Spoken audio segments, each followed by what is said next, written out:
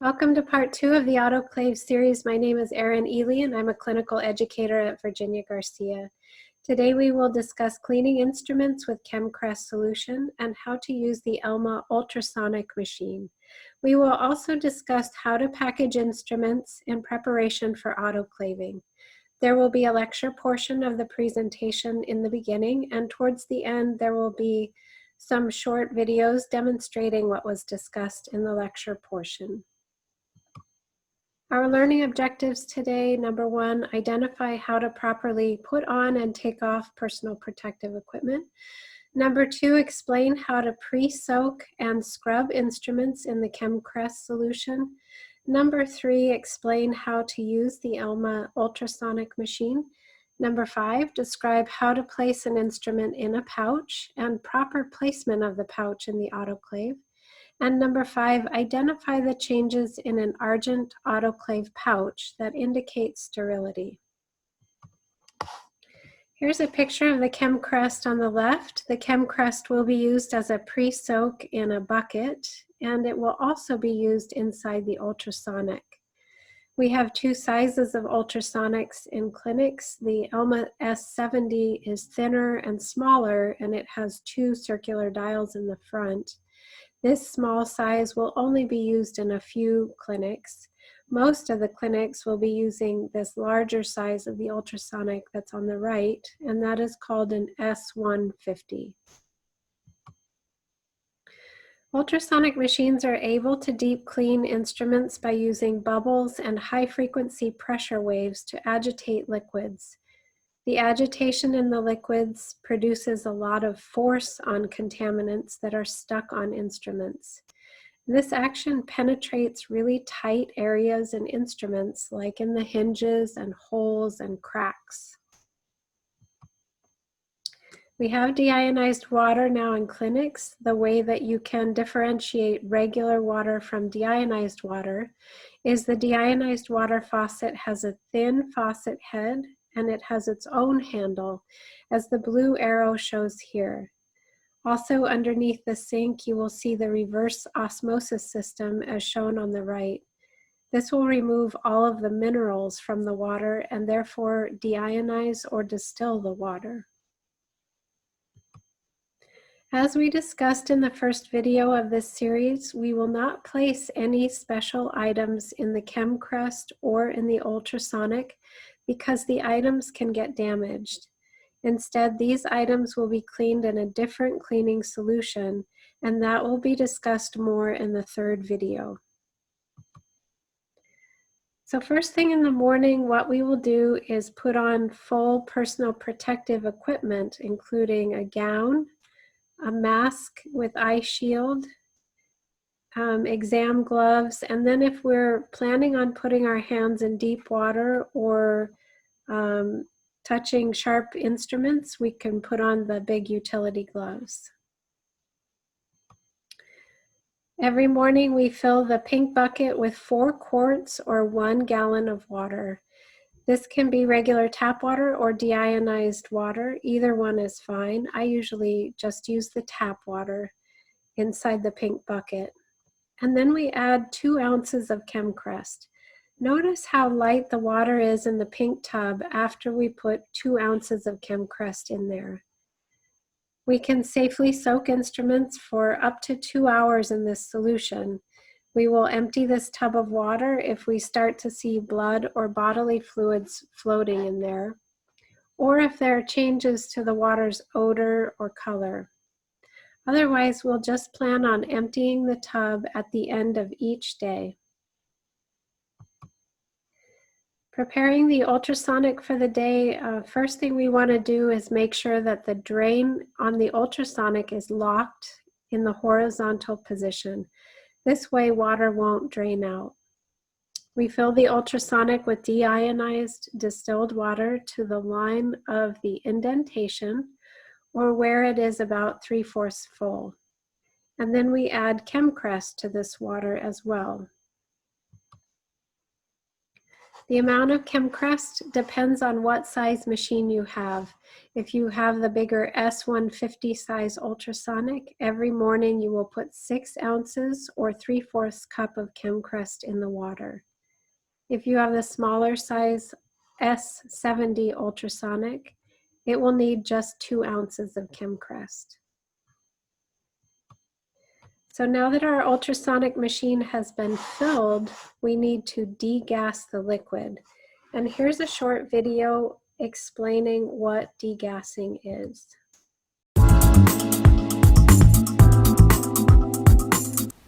Hi, this is Rachel with Tovatech, here to talk to you today about degassing ultrasonic cleaners. When you fill an ultrasonic cleaner with liquid, it will always contain dissolved gas. Since the dissolved gas interferes with the cleaning, it has to be removed before you can start cleaning, and we call that degassing. When you turn the ultrasonic power on, gas bubbles will form and they'll coalesce into larger bubbles. Those larger bubbles will then rise to the top surface and burst. If you have a degas mode on your ultrasonic cleaner, you can make this process happen a lot faster. The degas mode pulses the ultrasonic power on and off. During the on phase, the bubbles form and coalesce, and during the off phase, they rise to the top and burst.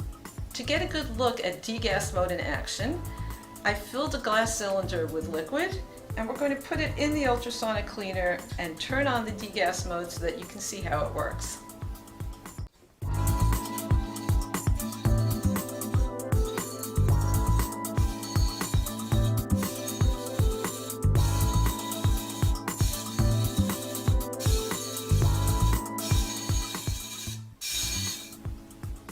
If your ultrasonic cleaning tank doesn't have a degas mode, you can still degas it just by turning on the ultrasonic power.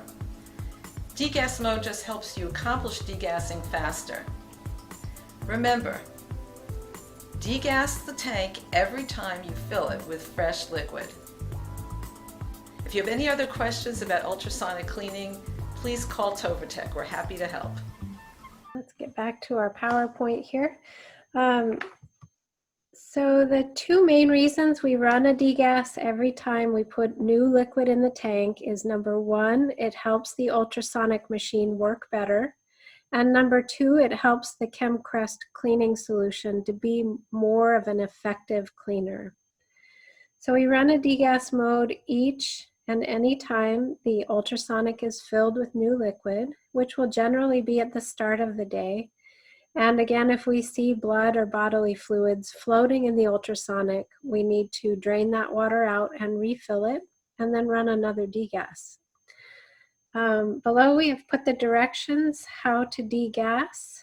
I will show you a video later in this presentation, but also there will be laminated cards to tape up near your ultrasonic to remind you of the buttons to push. But I wanted to show you this little video. So it makes that sound when you're degassing.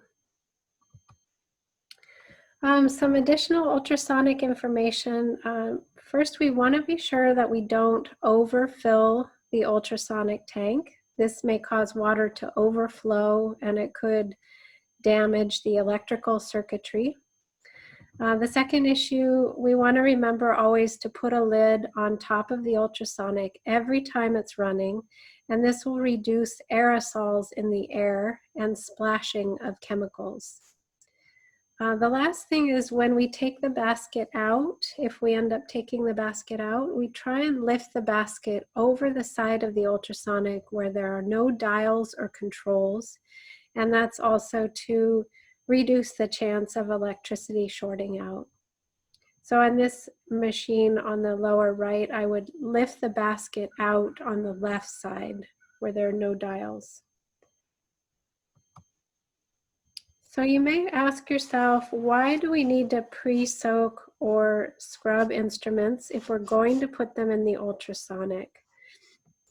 Bacteria and other microorganisms attach to the surface of instruments very quickly, and it's great if we can catch it early with pre-scrubbing the instrument. But if we can't remove all of the germs, sometimes a microscopic kind of city of germs forms, and that's called a biofilm. It looks like a mountain here. It's very difficult to get rid of, but ultrasonics have been found to do a really good job fighting biofilms. Pre-soaking and scrubbing soon after the procedure can reduce the risk of blood drying on the instrument and causing rust or pitting damage, as we discussed in the first video.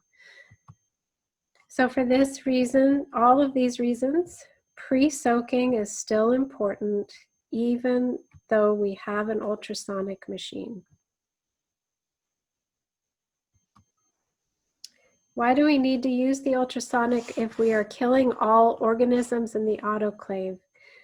This biofilm mountain can be seen through a microscope. These are very, very tiny germs, but they create a big problem.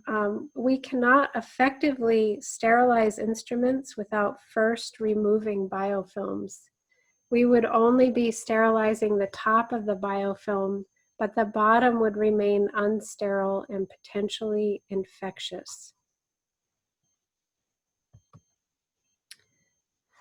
Okay, so let's get to clinic. So let's say that Alma is clearing the room after a procedure. She covers the speculum with a Chuck's pad or blue bibs, whatever you have used.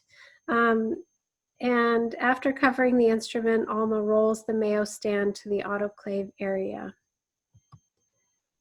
Some clinics are going to start using secure tubs with a lid to transport instruments. If your clinic is using this, then you would take these steps. You would take the corners of the blue bib sheet and lift up the speculum, place the bib sheet and speculum inside of the plastic tub, and secure the lid on top. It's very helpful to have this safety mechanisms for clinics that transport sharp instruments a lot during the day. The plastic tub would be cleaned with a Sani wipe after use. In preparation to wash the speculum, Alma puts on full personal protective equipment. And then scrubbing the instruments with a soft brush. So before instruments go in the pink bucket, we first rinse the instruments with water to remove large amounts of blood and bodily fluids. You can either use tap water or distilled water to rinse at this point, but it may be easiest to remember to rinse with distilled water, as we have many steps in the future that require rinsing with distilled water only. So rinsing the instrument before placing it in the pink bucket will help keep the Chem Crest clear and working well. The Chem Crest starts working in 2 minutes, and it works by lifting off blood and bodily fluids from the instrument. We scrub the instrument with a soft brush. If needed, we can safely leave the instrument in this fluid for up to 2 hours. After we wash the instrument with the brush, we rinse it with distilled water and prepare the instrument to go into the ultrasonic machine. Let's take a moment to talk about which brush to use on our instruments. Hopefully the only brushes in your clinic are the soft nylon brushes, like the black Miltex brush on the left side. We are not going to use any harsh scrubbers on our instruments, such as Brillo pads, metal brushes, or scouring pads. These harsh scrubbers can damage instruments. As we talked about in the first video of this series, we don't use disinfectants on our instruments, and we won't use disinfectants on our brushes. Disinfectants, such as the ones shown here, can not only harm the instruments, but also it's dangerous to have even a small amount of bleach or other chemicals enter into the autoclave. So for that reason, our brushes will only be washed with Chem Crest or the McKesson solution and water, and then left to air dry. When the brush becomes too dirty, then we replace it with a new brush. So returning now to our instrument processing, we washed the instrument and rinsed it with distilled water, and now it's ready to go into the ultrasonic machine.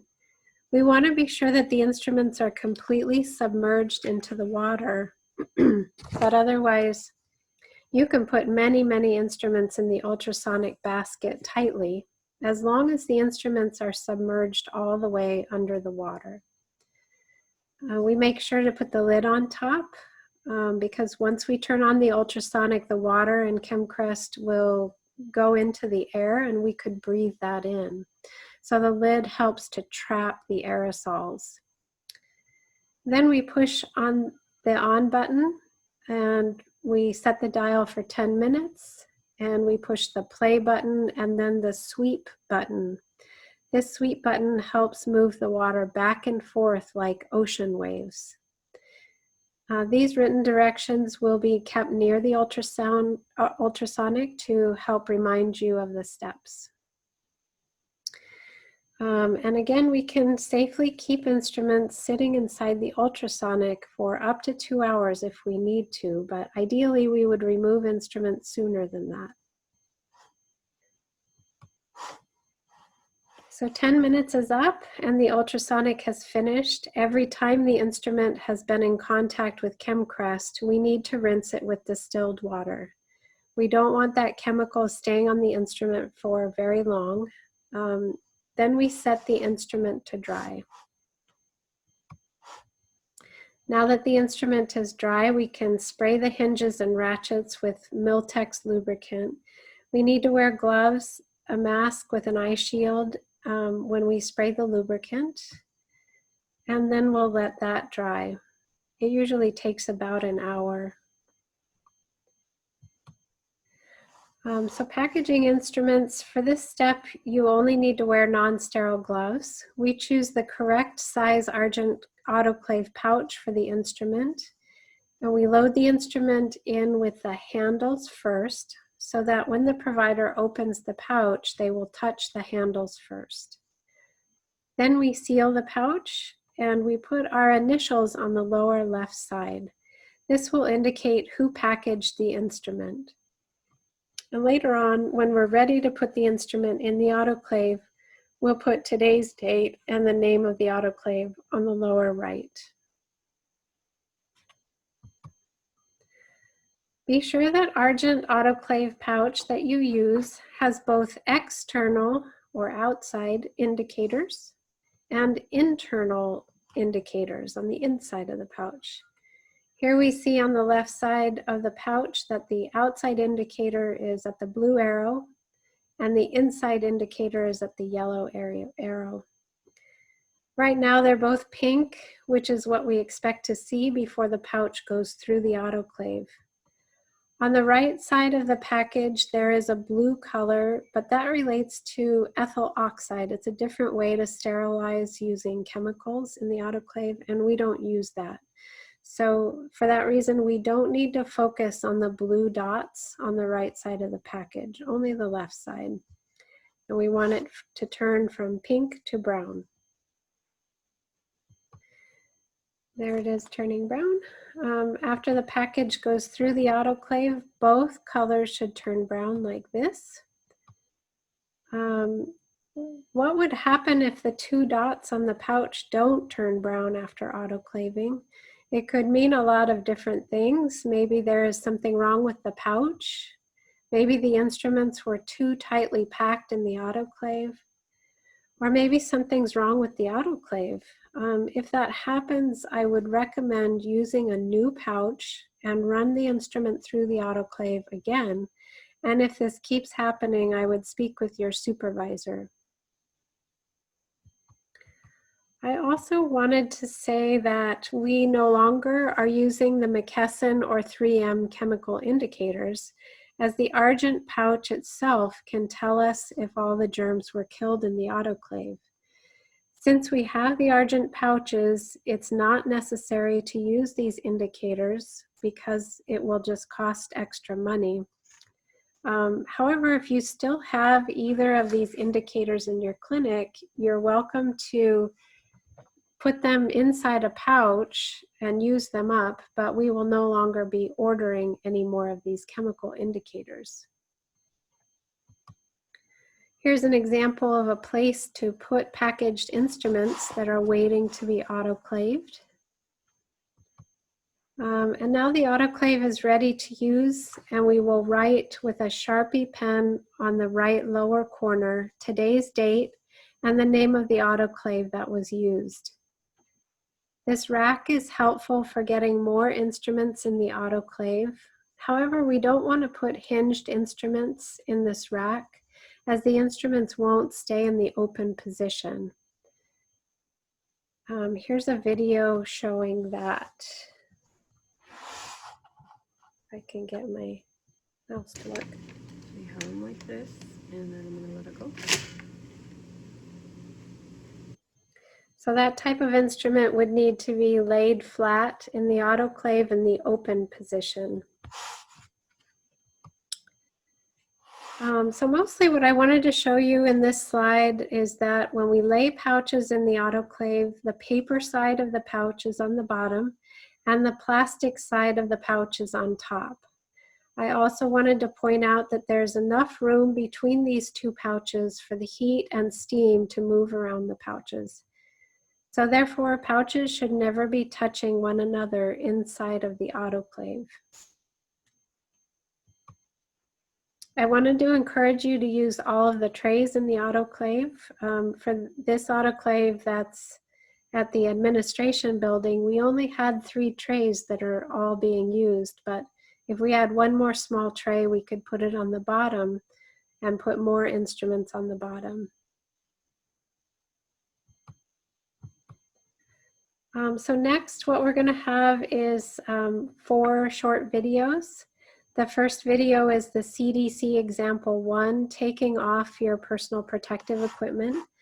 This is good for reusable or washable gowns. The second video is the CDC example 2. It's used for disposable gowns. There's less risk of contamination with this example. So this is example 2 is what I recommend if possible. And then we'll watch prepping for the day and scrubbing instruments and using the ultrasonic machine.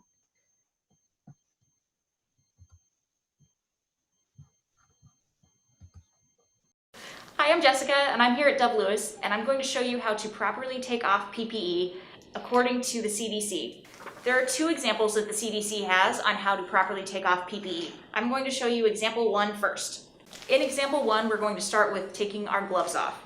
So you will want to hold your palm out, carefully pinch your glove and start to work the glove all the way down. Remember that your glove and everything on the outside is considered contaminated, so you want to be careful not to touch your dirty glove to your clean hand that is slowly being exposed. So you're going to work this down and then pull your dirty glove off into your other hand. This is now your clean hand and dirty glove in dirty hand.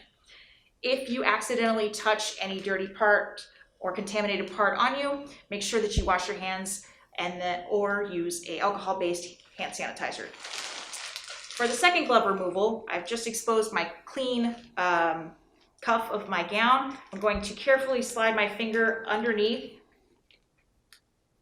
into the clean part and then carefully work that off like that. Now my gloves are inside each other, turned inside out, inside each other, and into the garbage.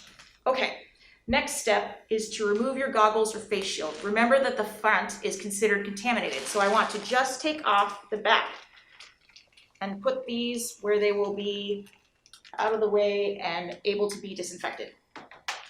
Next will be our gown.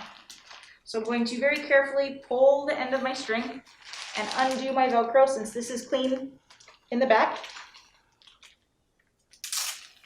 Carefully slide this down. You can pull on your cuff because that was inside your dirty glove. Work this down. Turning it inside out is easier so that you're not accidentally touching the contaminated outside layer. Now I can bundle it up because the inside is considered clean and put that into the garbage. Next, you will want to remove your face mask. Again, be careful not to touch the front of it because that is considered contaminated. So we will just take off the back and not let it go flying around. Take that off and dispose of your face mask as well. Now I want to go and wash my hands or use an alcohol-based hand sanitizer. And that is how you properly take off PPE for example 1. Now I'm going to show you example 2 of how to take off PPE properly according to the CDC. For taking off PPE for example 2, we will start with taking our gown and gloves off. By doing that, you want to break your gown strap and pull away the Velcro or tie that you did. Now you want to carefully fold the dirty part of your gown, which is the outside, away from you. Now I have all of the dirty, contaminated part out here. And then I want to carefully work my gown and gloves and sleeves down my arm. Now I will grab my glove and carefully work that one out. Now I have a clean hand and the clean side of my gown, so I can use this hand to help with taking off the other glove. Now I have the dirty part on the inside, and I'm going to toss that into the trash. Now we will take our face mask off. Remember that the outside of your face mask and your goggles is contaminated, so you just want to touch the back.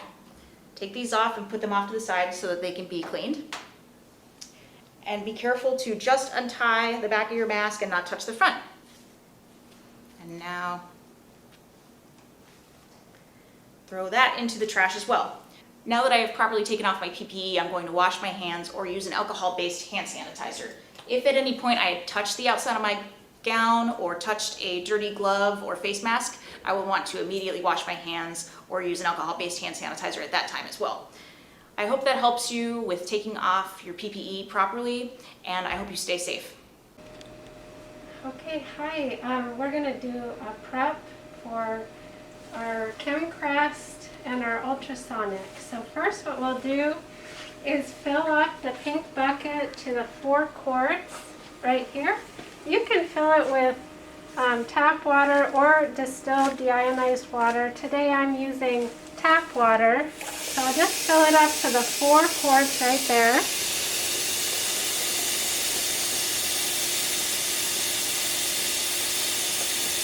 Yep, that's good. And then I'll add 2 ounces of Chem Crest. You see it right there? It looks like beer. Don't drink it. And then you'll notice how light it looks in the bucket. It's not very dark. The next step is fill it. That's all ready. That's going to be where we scrub our instruments. Next is the ultrasonic. So first we want to make sure that the drain is turned this way, and that will mean it's not going to drain out. Then we take the lid off and take the basket out, and now we're going to fill it with distilled water. I got the distilled water ready here, so let's see what I'm going to fill it up to this mark right here, the indentation.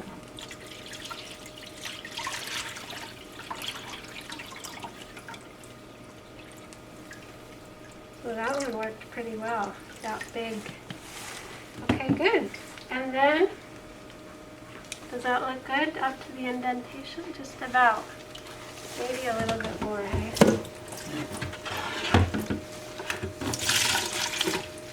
Maybe just a little bit more. Okay. And then to this little one, we're using the S70.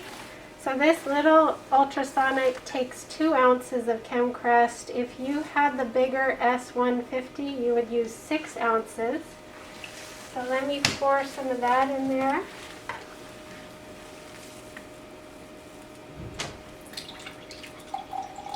You'll notice that I'm wearing, oh, let me throw that out because something weird happened there.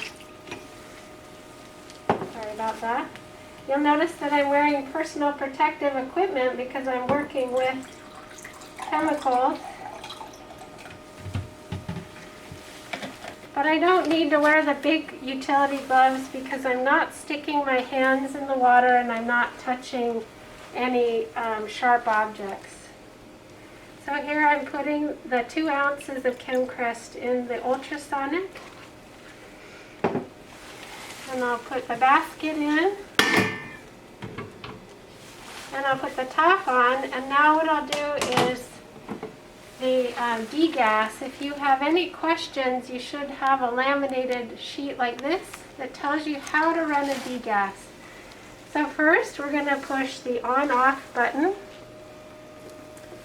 And then we push this play button.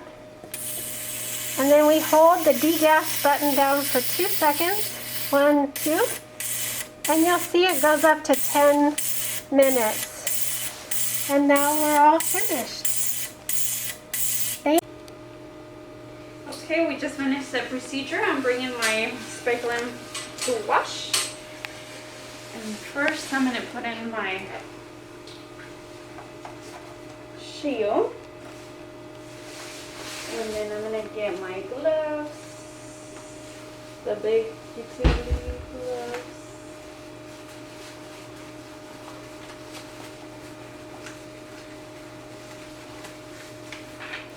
They're a little challenging to put on over everything.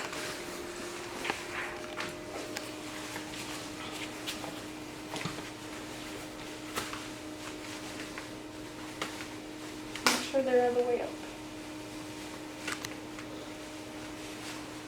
Okay. I'm going to go ahead and rinse my speculum to remove anything that I might have.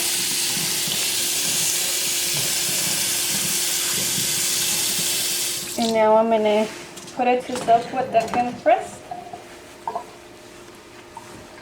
for 2 minutes. And after the 2 minutes, I'm just going to brush it. Make sure we remove anything that it has. And just with the brush, we don't want to clean it with anything. Just we need to replace it after it looks too dirty. We will need to replace it, but we're not going to clean it with any other solution or products. And then after that, I'm just going to go ahead and rinse my speculum with distilled water.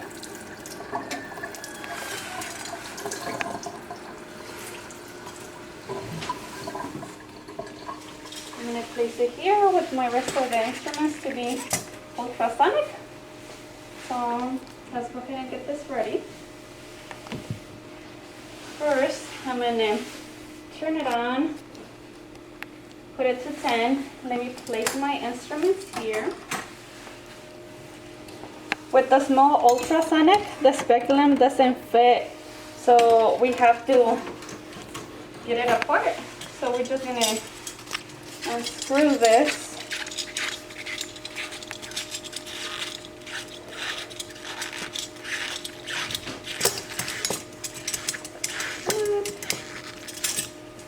And then just remove the pieces.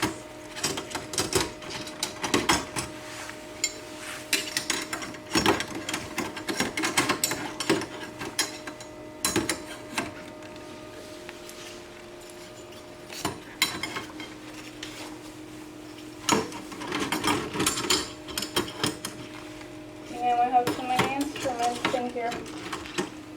I'm just going to wait for this speculum to go on the next load. I'm just going to put in the screw of the other one. And we will wait for that one for the next one. Go ahead and close it. I have it on. I have it in 10 minutes. I'm going to go ahead and put start and swip. And this is going to go on for 10 minutes.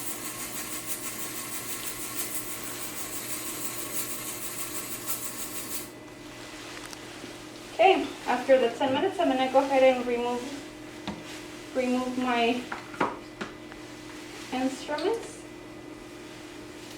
And I'm going to put them to dry. Wash them with distilled water. Yeah. But before we put them to dry, we're going to rinse them one more time to remove rinsing. And then when they're rinsed, we're gonna put them on the drying area.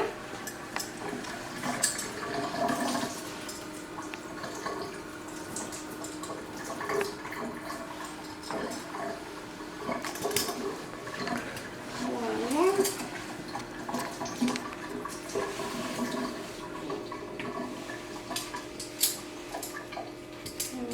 Leave them there for a second. I'm gonna close this. And now that I have them out, I'm gonna wash my gloves with salt and water.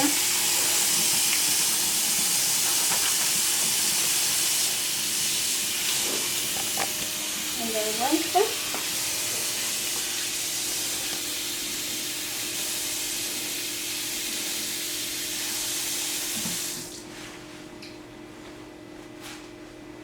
And I'm going to place them here to dry a little, and when I'm done, I'm going to put them where they go at the end.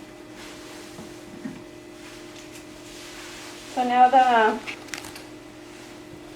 my two punch biopsy instruments are dry, I'm going to put the lube.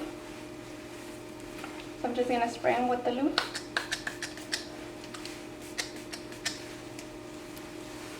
And I'm going to move them over here on the lube instruments. So they're already lubed. And this one starts running. And the ones here are already waiting to be packaged. So I'm gonna go ahead and get my packaging. And we have them right here. They're the Argent. I'm gonna go ahead and put in my dry instruments that are already dry and lubed to be autoclave.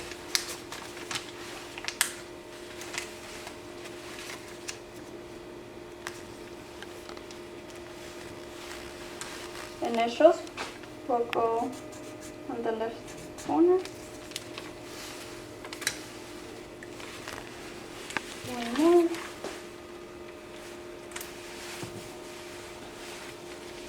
Make sure the handles, you get them. Put them with the handles going in.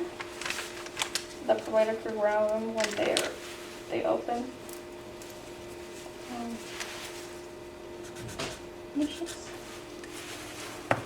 And they're ready to be autoclave. So now that I'm done with that, I'm gonna go ahead and get them on to get them ready to autoclave. And I'm gonna put in the date, 6/17/20, and this is the Steam A autoclave. So now that we have them, I'm going to go ahead and put them to our autoclave. We're going to place one in each rack.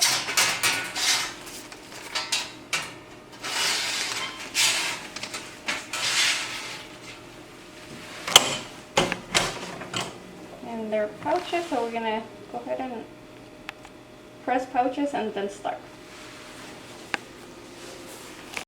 So now let's get to some quiz questions. The first one, how often do I change the pre-soak or scrub water? And the answer is once a day, unless very soiled with blood and bodily fluid debris. Number two, how often do I change the ultrasonic water? And that's going to be the same once a day, unless there are changes in color or odor, or there's visible debris floating around in there. Number three, how long can I keep instruments in the pre-soak? You can keep it in there up to 2 hours, but ideally we'll take it out of there beforehand, before 2 hours. And how long can I keep the instruments in the ultrasonic machine? And that's also up to 2 hours. The ultrasonic will shut off after 10 minutes. Ideally, we would take them out around then, but what are the reasons why I need to wear a mask, a face shield, when reprocessing instruments? And the answer is potentially being splashed with blood and bodily fluids or chemicals, and also potentially inhaling bodily fluids or chemicals. Number 6, what are the reasons for wearing big utility gloves when reprocessing instruments? And the answer is potential for sharps exposure when working with slippery, wet instruments. And it's also double protection when putting hands in deep water. So these are the references that I used. And congratulations for finishing this one. Your next steps, there's an optional Autoclave 3 video. If your clinic uses special instruments or items, you would watch this. Otherwise, your next step would be to move to Autoclave for operating the autoclave and OHSU spore testing video. Thanks so much, and I'll see you soon.